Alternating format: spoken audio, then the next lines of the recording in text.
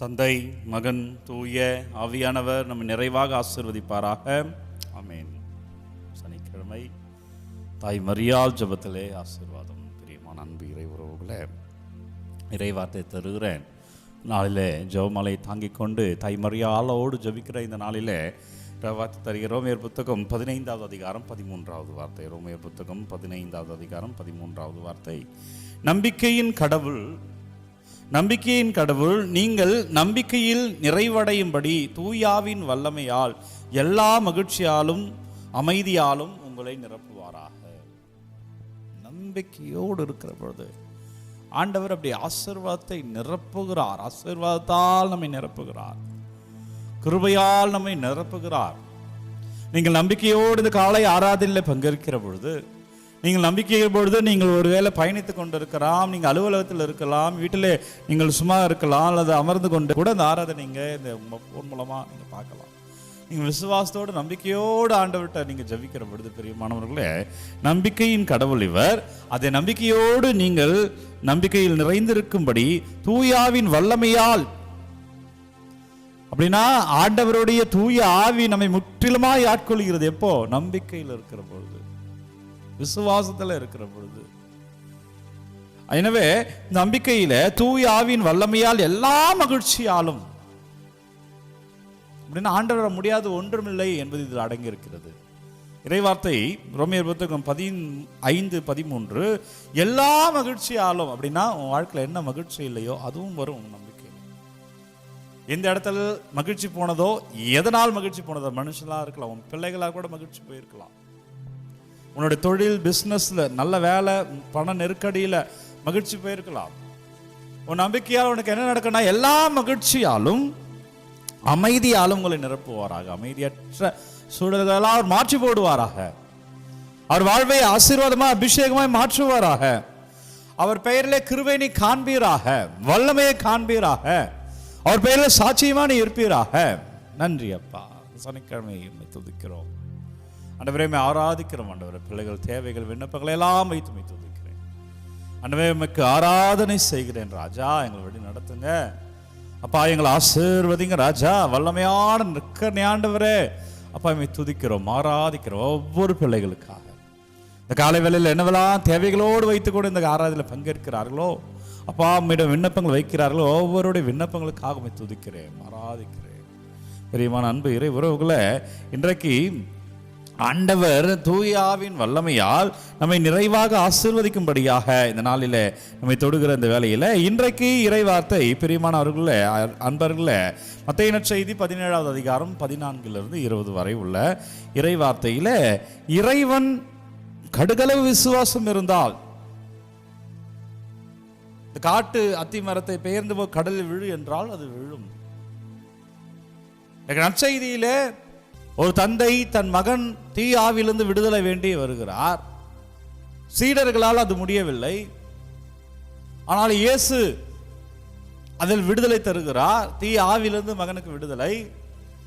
சீடர்கள் கேட்கிறாங்க, ஆண்டவரே ஏன் எங்களால முடியல? நம்ம வாழ்க்கையில் நம்ம கேட்போம் இல்லையா, ஆண்டவரே நாங்க ஜெபிக்கிறோமே ஏன் அது நடக்கல?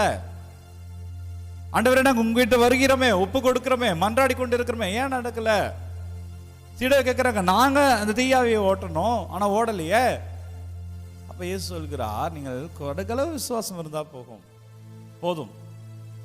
இந்த மலையை பெயர்ந்து போய் கடலிலே போ என்றால் அது பெயர்ந்து போகும். அப்படின்னா என்னன்னா விசுவாசத்தோடு ஜெபிப்பது.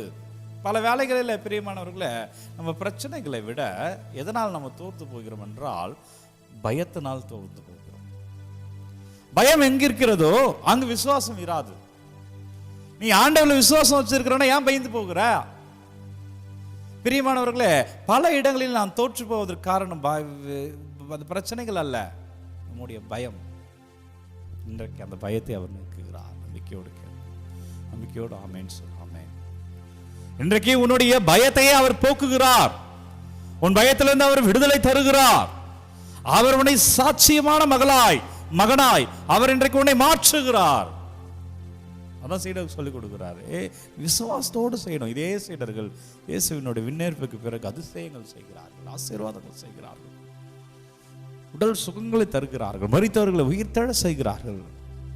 ஆக ஆண்டவர் அவர்களுக்கு அந்த உண்மை விசுவாசத்தை தருகிறார். எனவே ஜெபிக்கிறோம் என்பதல்ல, விசுவாசத்தோடு ஜெபிக்கிறாயா? அப்போ நாம் ஜெபிக்கிற பொழுது அப்படியே பிரச்சனை எல்லாம் ஆண்டவர் மாற்றுவார் என்பதா? மாறும் சில நேரங்களில். அப்போ வேற என்ன ஃபாதர் நடக்கும்? ஜெபிக்கிற பொழுது ஆண்டவர் என்னோடு இருக்கிறார் என்ற உணர்வு. விசுவாசத்தோடு ஜெபிக்கிற பொழுது ஆண்டவர் என்னோடு இருக்கிறார் என்ற உணர்வு. இந்த உணர்வுல என்ன ஃபாதர் நடக்கும் என்றால், இந்த உணர்வில நான் தைரியமா எதிர்கொள்வேன். அப்போ எனக்குள்ள ஒரு புதிய எனர்ஜி, எனக்குள்ள ஒரு புதிய ஆற்றல், எனக்குள்ள புதிய ஒரு தன்னம்பிக்கையில திடத்தோடு இருப்பேன். இவ்வளவு நாள் என்னை பார்த்த என்னுடைய பிரச்சனை, இவ்வளவு நாள் என்னை பார்த்து பயம்படுத்திய அந்த பயங்கள் இப்பொழுது என்னை வேறு வகையிலே பார்க்கும். ஏனென்றால் இப்பொழுது நான் உணர்ந்திருக்கிறேன் ஜெபத்தில் அவர் என்னோடு இருக்கிறார். அப்போ பிரச்சனைகள் என்னை பார்க்கிற விதங்கள் வேறு. அப்படி ஏளனமாய் இந்த மனிதர்கள் என்னை பார்த்து விட முடியாது. அப்படி ஏளனமாய் யாரும் உங்களை அப்படி பார்த்து விட முடியாது. நீங்கள் சாட்சியமான மகனாய் மகளாய் நிற்பீர்கள். அதான் கடுகளவு விசுவாசம் இருந்தால், நீ உண்மையாக விசுவாசத்தோடும் ஜெபத்தோடும் நீ இருக்கிற பொழுது ஆண்டவர் வாழ்க்கையில் அப்படி செய்வார். ஆண்டவர் வாழ்க்கையில் அப்படி ஆசீர்வாதங்களை நீ பெற்றுக்கொள்ளும்படி செய்வார். எனவே பிரியமான இறை உறவுகளே, மனித விசுவாசமும் ஜெபமும் இணைகிற பொழுது அங்கே ஆசீர்வாதம். மலைகள் போல வாழ்வியல் பிரச்சனைகள் இருக்கலாம், நோய் நொடிகள், குடும்ப பிரச்சனைகள், வாழ்வியல் போராட்டங்கள் இருக்கலாம். ஆனால் உங்கள் விசுவாசத்திலே உடைக்கப்படும். நன்றி அப்பா, விசுவாசத்தோடு ஜெபிக்கிறோம் அப்பா. ஒப்பு கொடுக்கிறேன், எங்கள் விண்ணப்பங்களை எல்லாம் வைத்து ஒப்பு கொடுக்கிறேன். நன்றி ஆண்டவரே. ஆண்டவரே ஆசீர்வதிங்க ராஜா.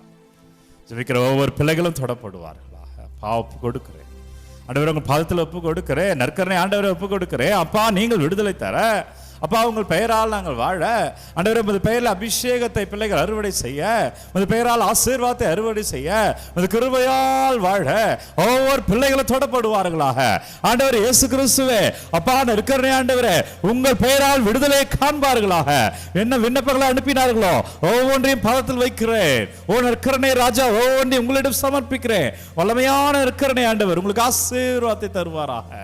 விசுவாசத்தோடு ஆசீர்வாதத்தை பெற்றுக்கொள்வோம். எல்லாம் அல்ல இறைவன் நம்மை தந்தை, மகன், தூய ஆவியார் நம்மை நிறைவாக ஆசீர்வதிப்பாராக.